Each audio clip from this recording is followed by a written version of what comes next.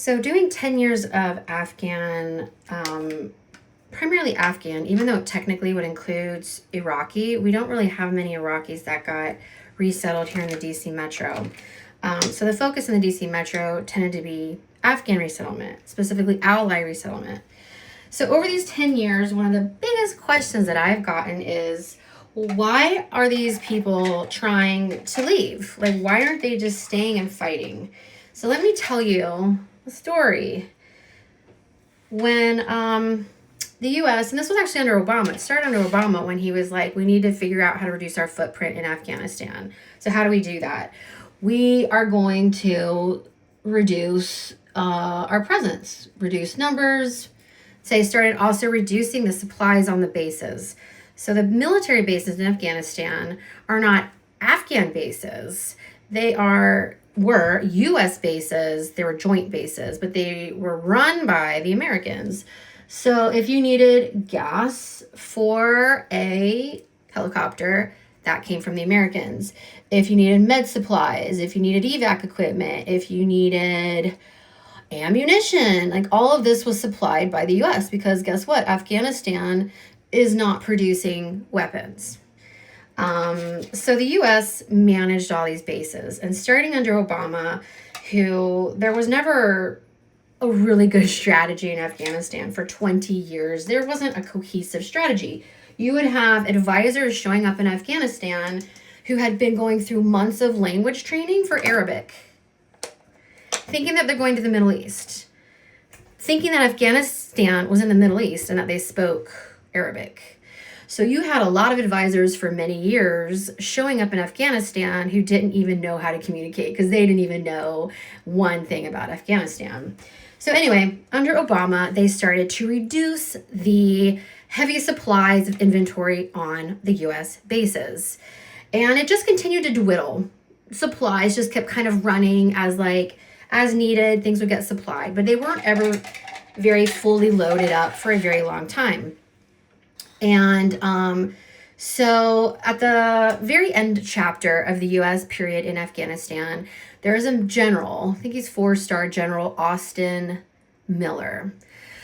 And I know this from firsthand statements, is when the U.S. was literally packing up in a rabid hurry, you had Afghan soldiers that were there at the bases who were like, okay, you guys are leaving. We are going to continue the fight. What is it that we need to do? Like, how do we order supplies? How do we continue getting ammunition? We want to fight. And so as the U.S. was literally packing up as if they're like about to get raided by the police, they're packing up and shit was everywhere. It was not a very cohesive plan. There really wasn't a plan. And so Miller made a phone call to a bunch of bases and spoke to some Afghan brigadier generals. And I know that because the brigadier generals were on my evac list and I talked to them. And Miller, and I'd love Miller to actually be investigated and questioned about this, but Miller called the bases and he spoke to the top ranking Afghan at the base and said, when the Taliban come, you will stand down. You will stand down. You will not fight. We're not even leaving you with stuff to fight. If you have a medical emergency, you don't have med supplies on the bases. You need ammunition, we're not giving it to you. We took it all. We have broken helicopters here. We're not helping you fix that stuff up. You want any support? You don't got support. So you're going to stand down. And you're just going to figure it out. But you don't have us in any capacity. So all of these amazing U.S. bases that we built were literally just skeletons for the Afghans to make no use of. How do you fight an enemy who has a ton of weapons when your weapons cabinets for your machine guns have been emptied?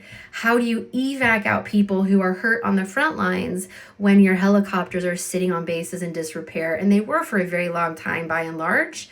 The Taliban actually did get most of our U.S. helicopters repaired by the help of India.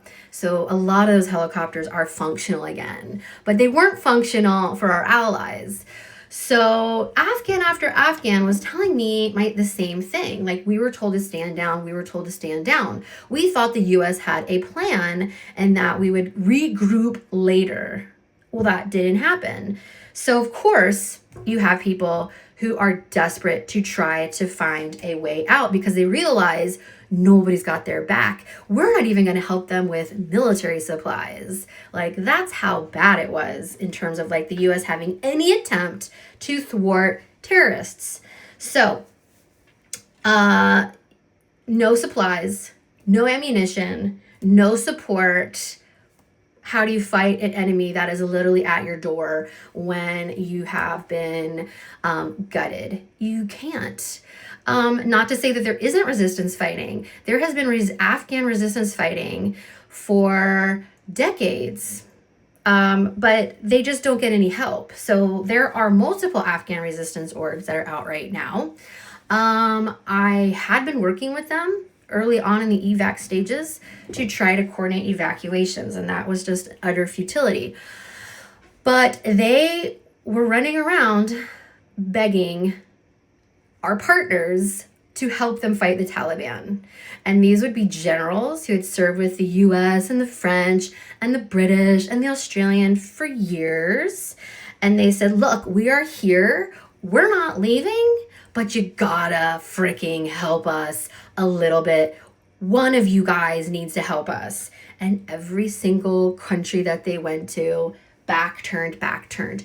Nobody wanted to help anybody there fight terrorism. Within a year of the US leaving, you have all of these countries that turned their back on fighting terrorists now secretly coming on back to the Taliban to negotiate access to mines, to negotiate access to use their terror network. Because guess what? We can make use of suicide bombers and all kinds of other bad things. We make use of their drug trafficking. So we wouldn't help the allies. So what do, right? You're a commando that worked the US for 20 years. You were waiting to see what the US plan would be. And there is no plan. And you've been in a safe house for a year. You haven't been out in the sunlight for a year. Your children have not been allowed to leave the house for a year. You can't even get medical care. You're waiting for food deliveries. You can't even pick out your own groceries. What do you think that does to somebody? And what do you think their options become? Their options often become, I'm going to figure out how to get myself trafficked to Europe, trafficked to Brazil, and find a way to go somewhere where I could be safe, make some money, send money to my family, and get them trafficked out. And that is happening more often than I'd like to say. My rule is if you are going the trafficking route, I am no longer in communication with you. I can't be responsible for knowing that people are being murdered on the Darien path up to get to the US border. So I don't want communication with them. I can't live with that. But when you have no options, you will find options, and they're not good. So the other part of it is when people say, well, why aren't they fighting? Afghanistan has been the place of proxy wars for 50 years.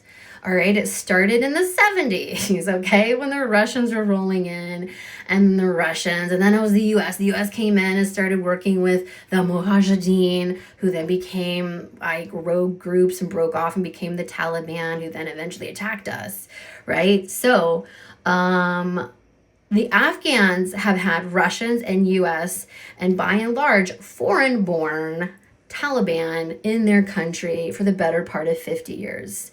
Why? Afghanistan is incredibly mineral rich, very mineral rich. And it's also logistically in a perfect location for you to be keeping your eyes on what is going on in Russia and Asia. So they have the bad luck of being in a very strategic location and being very loaded with minerals like uranium. So 50 years of war, right? Think about 50 years of war in your town. That broke the education structure. It broke the medical structure.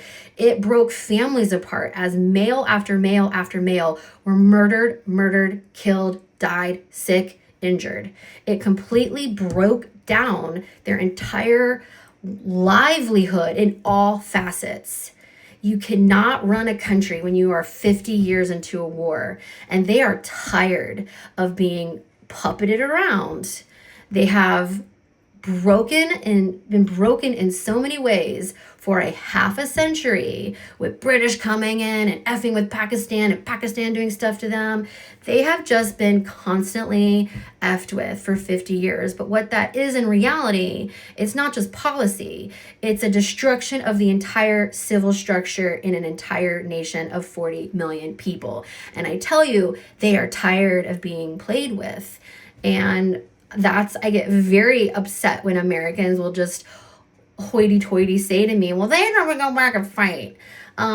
You tell me how eager you would be to have your kids fight when all's what you've seen. Your grandmother has only seen war. Your mother has only seen war. All the men are dead or amputated limbs. They're all disabled, okay? Then you tell me that when you look at your kids that you want them to be the next generation of fighters for a foreign war again? I mean, you're not going to be signing up for that real quickly, okay? So if you're going to be talking about Afghanistan, if you want to be dishing out advice to Afghans, I'm going to speak on behalf of everyone who does Afghan advocacy. And I'm going to go way out and speak for all Afghans. Read some history first. Read some history first. Do your homework before you start doing this, because you really don't know what that part of the world has gone through. And it has been, by and large, not in any way their responsibility. It has been ours. It's been the British. And then you've got other countries that would be a second tier. So this is not on them. This is on us. When people say we own this war, it's our longest war, 20-year war, 20-year occupation, okay? We essentially colonized them. And there's responsibilities with that, whether we want to admit that or not. But if we choose to not acknowledge those responsibilities, they're going to come and bite us in the ass. And I might sound mad in this video. It's because I am. I'm exhausted for advocating. And then I'd have so many Americans over 10 plus years say to me, I didn't even know we're at war in Afghanistan. Are we fighting the Afghans? I'm like, no, we're there. They're our partners. They're our partners? How long have we been there? It's our longest war. The knowledge gap in the US is embarrassing. So before you go and chime in, please don't make yourself an embarrassment. Find out information. Seek out an Afghan. I tell you, when you're in an Uber, odds are super high your driver's going to be Afghan. And you know, you could just say, hey, are you Afghan? And if they are, they will sure like to tell you about it. And how about you take a moment and ask them about their perspectives on it? Because you want to open your mind. If you ever want to give advice, you can't do that unless you actually go to the source, my dears. And that's a universal rule. I used to be a librarian. I was a knowledge manager. All that I did for 20 years was manage information and knowledge and seek information out and document it and organize it and collate it and get it to the right people and places at the right time. So I'm very passionate about it. I'm also very passionate about human rights. So let's do the right thing. And let's be smart before we open our mouth, okay? Because the words that are coming out of the American public's mouth right now, the administration's mouth right now, are really vile and incredibly ignorant.